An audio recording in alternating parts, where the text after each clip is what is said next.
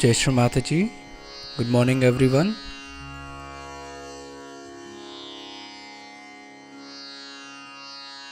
Let's all bow down to Shri Mataji.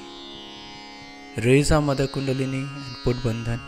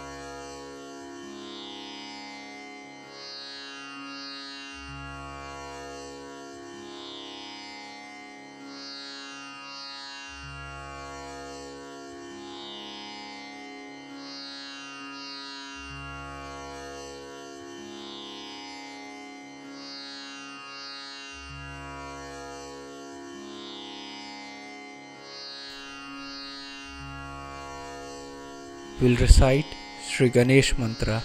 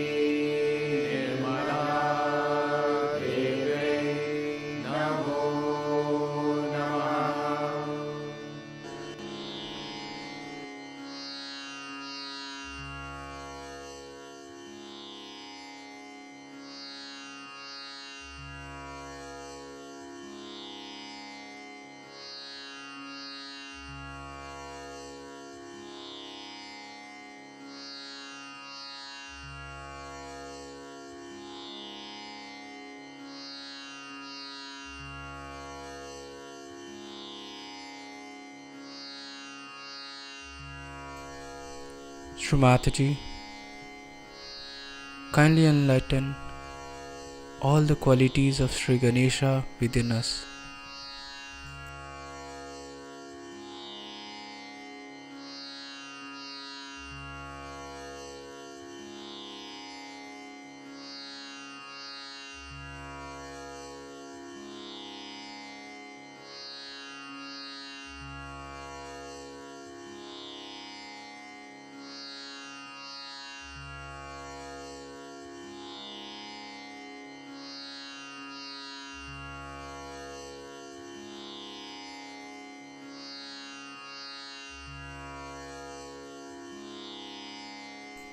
In this meditative state,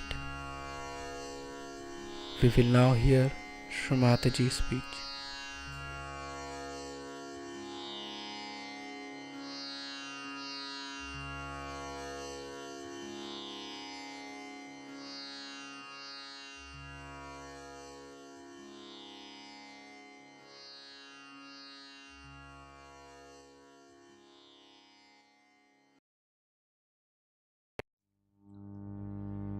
Today we are here to know about Guru principle.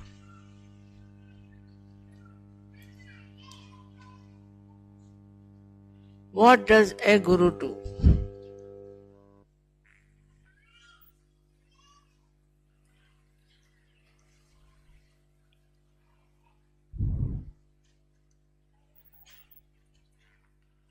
Whatever you have, all the precious things within you, he discovers them for your knowledge. Actually, it is all there. everything. All the knowledge, all the spirituality, all the joy is there. Right time.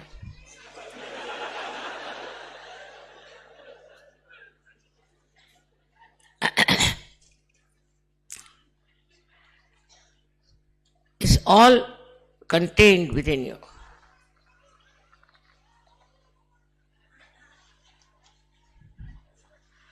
Only thing the Guru does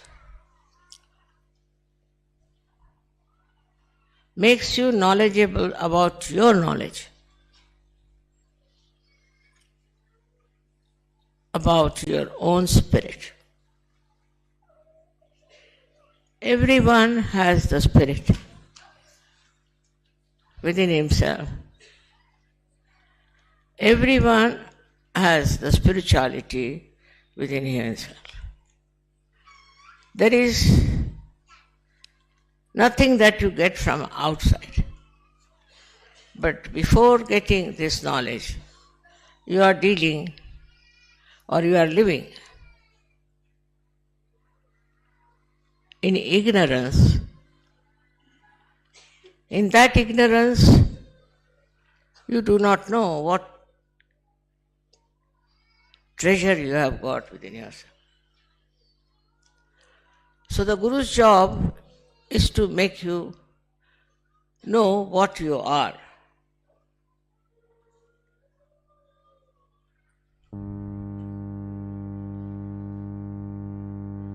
That is the first step. That it starts. That awakening within you, by which you know that you are not this outside world. This is all an illusion. And you start getting enlightened within yourself. Some people get full light and some people get it gradually. Essence of all the religions is that you should know yourself. Those people who are fighting in the name of religion, you have to go and ask them. You have to inquire from them, did your religion make you know yourself? If all the religions have said one thing, you have to do all these things just to know yourself.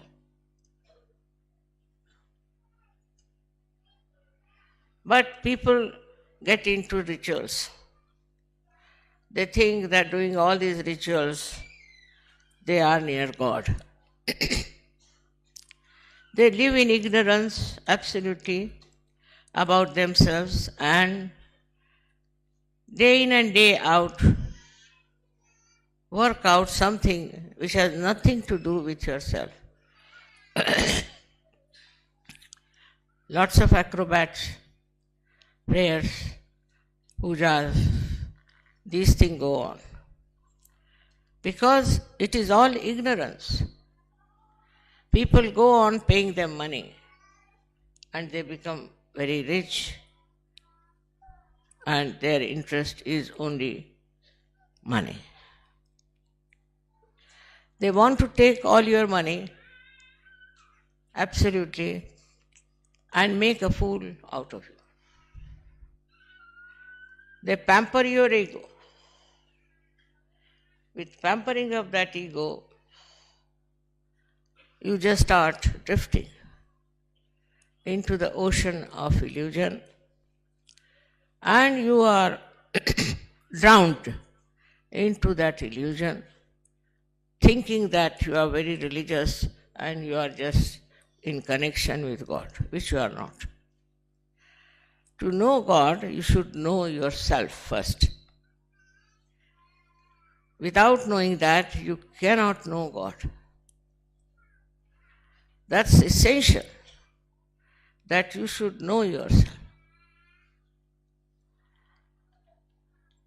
But when you know yourself, you know partly. The experience is not sufficient. The knowledge has to come. And the Guru gives the knowledge about yourself. Now you have to tally it. You should find out whatever your Guru has told you. Is it true or not? Is it correct or not? Or is it just another illusion? Now in this ascent, people get into lots of problems. First and foremost is the ego problem, especially in the West. Ego stands up and you start thinking you are great, you are better than others, and there's something special about you.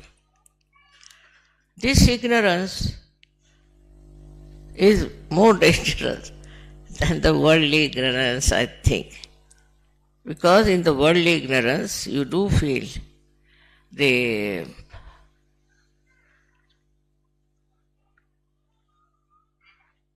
consequences of wrong things. But when you are halfway,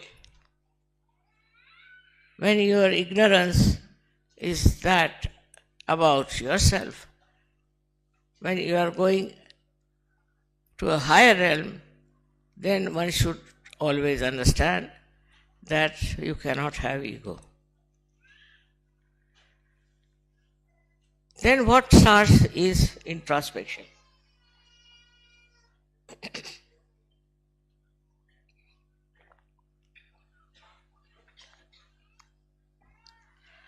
You start looking at yourself. What's wrong with you? When you understand that you have ego, you start looking at yourself. Or when you find there's something missing or something wrong, then also start introspecting. This should be a very, very honest effort. Some people in Sahaja Yoga at a very early stage start thinking that they're very great and they don't need any introspect. And they rise again into the clouds of ignorance without achieving selfhood, or I can call self-realization. So, you have to introspect and see for yourself what have you been doing, what are you, how far you have come. How much, please don't translate just now, right? You can do it later on. You must hear with full concentration. Even if you don't understand, it will work. Now, the style of such a person changes gradually. How? First of all, a person who is extremely aggressive, hot-tempered, and full of ego starts becoming very gentle and mild. Another type, which is frightened and afraid and very cautious, start becoming fearless.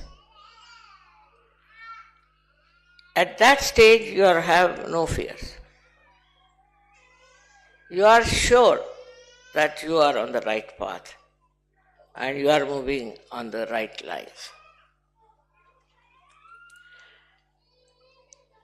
You are not easily disturbed there, but still you have to rise higher and higher. Where, when you meditate, you understand that there's something wrong within yourself. You have achieved your self-realization. You have got the blessings of self-realization.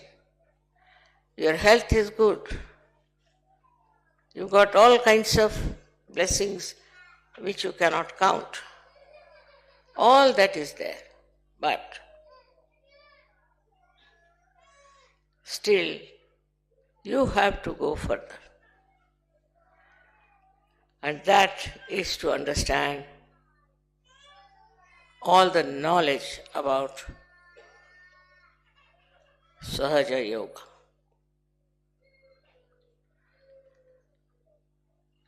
You have to understand through your mental capacity, first to begin with, and then you have to verify how far it is correct, how far you have understood it, how far you have worked right, how far you know. And when you start seeing yourself, you start entering into the realm of bhakti. You become a mild person, become a sweet person. You don't talk too much. You don't harass anyone. You are a very pleasant person, very gentle, very understanding. This person has to verify how he is behaving towards other. Now the attention starts moving from one self to another, and you start seeing how you behave, how you love, what is the quality of your compassion. When you love somebody without any expectations, just love, then you are absolutely dedicated to that person, absolutely. You just obey. You will do anything for that person. If there is this love which you call as surrender, this is just the love. Surrender is nothing but the love. And that love, which is extremely joy-giving, this bhakti starts, this dedication starts, and you are cleansed by that bhakti. All the bad qualities you have, you can call them, all the deficiencies you have, all the problems you have, you understand and you get over it. Now if you see somebody with the same qualities, with the same troubles, you, in the love of that person, try to tolerate. Such a person just tolerates.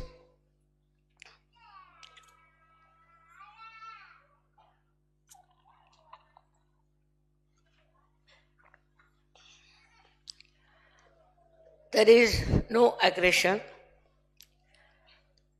and these people forgive. Realized souls go on forgiving. Their capacity to forgive is tremendous. They do not bear any malice against anyone. They don't have any anger about anyone. They just go on tolerating and forgiving and forgiving.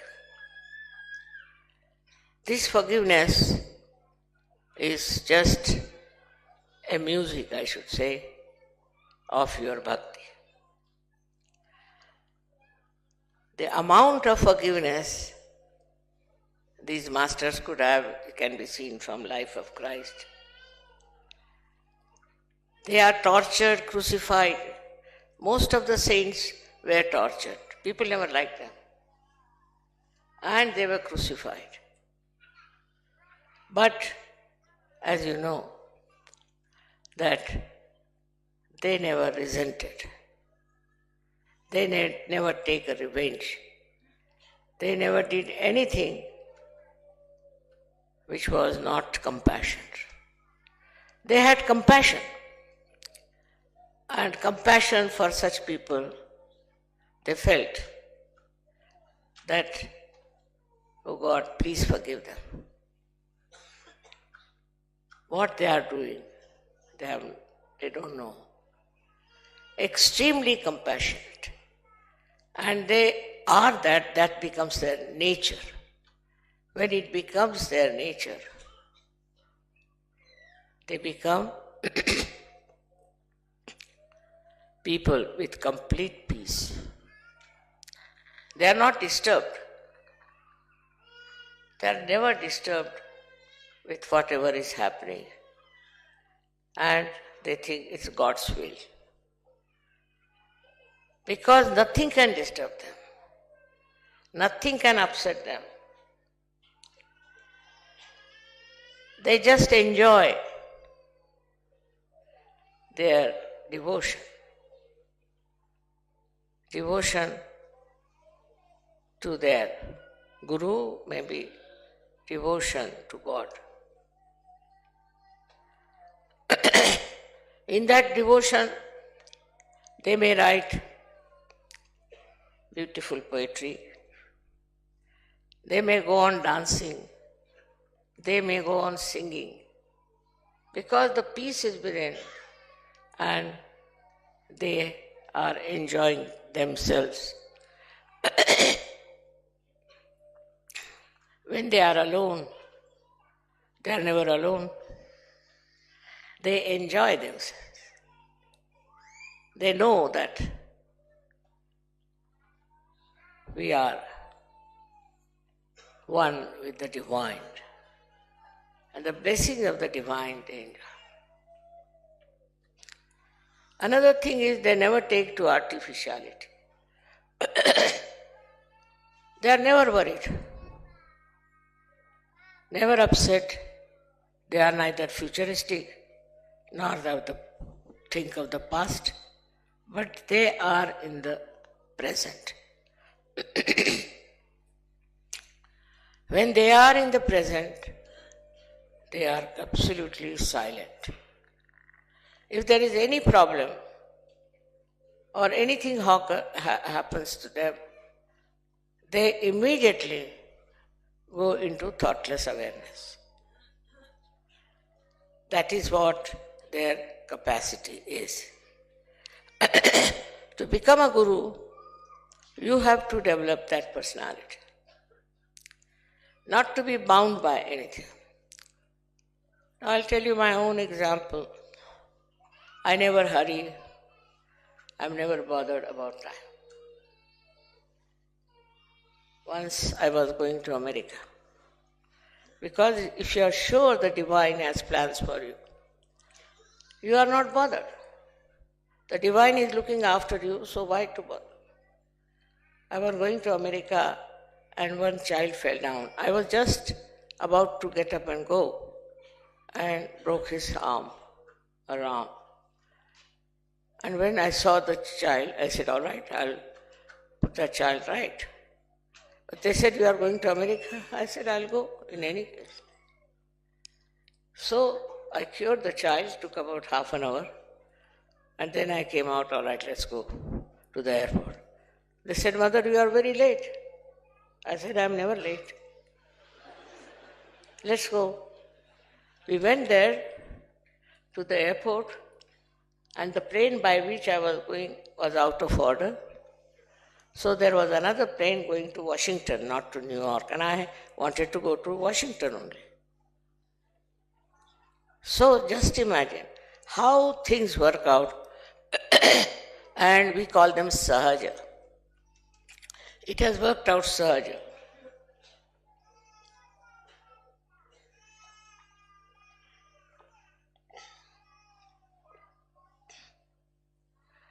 that means it's effortless. But first of all, your personality should be such that your devotion is so great that divine is compelled to look after. Compelled to look after. You have to understand that divine force is around. And this divine force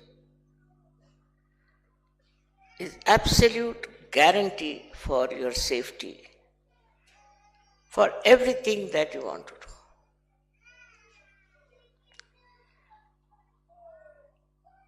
You can say that, Mother, you are very powerful. You can become also very powerful. If you get completely dedicated to the divine work, you will also have all the powers, and the divine will provide all the necessary work that you want to do, necessary time that you have to have. Everything is provided by the divine. But the compassion,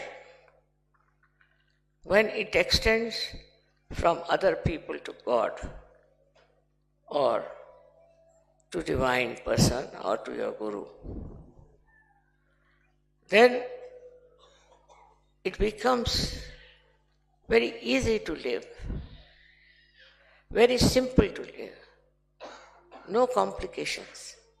Everything is sorted out, and you are not bothered about anything. Just close your eyes and things work out. Everything works out as if that's your will, but you don't have to will it. Don't have to think about it. It just works out. The divine looks after everything.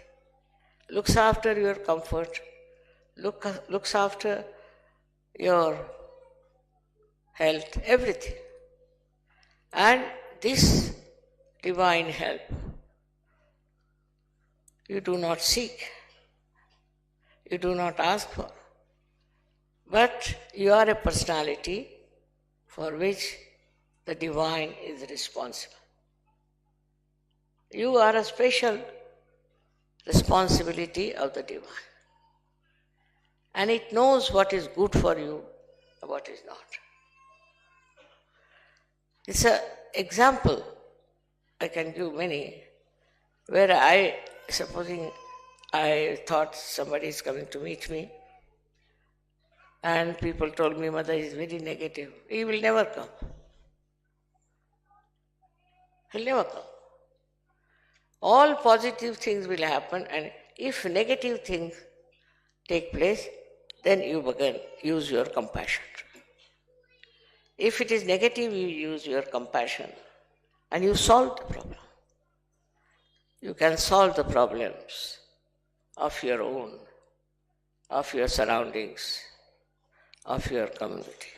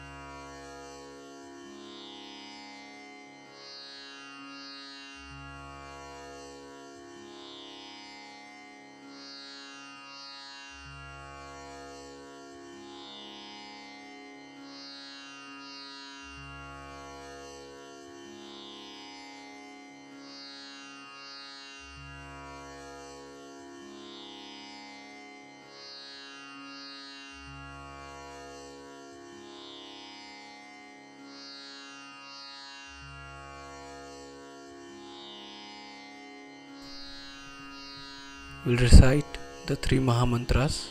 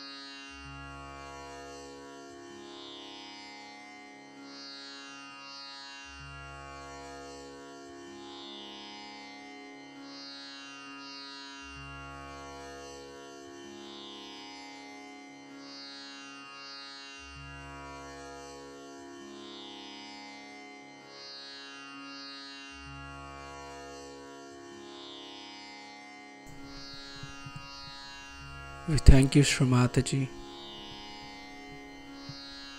for all your blessings and this beautiful collective morning meditation.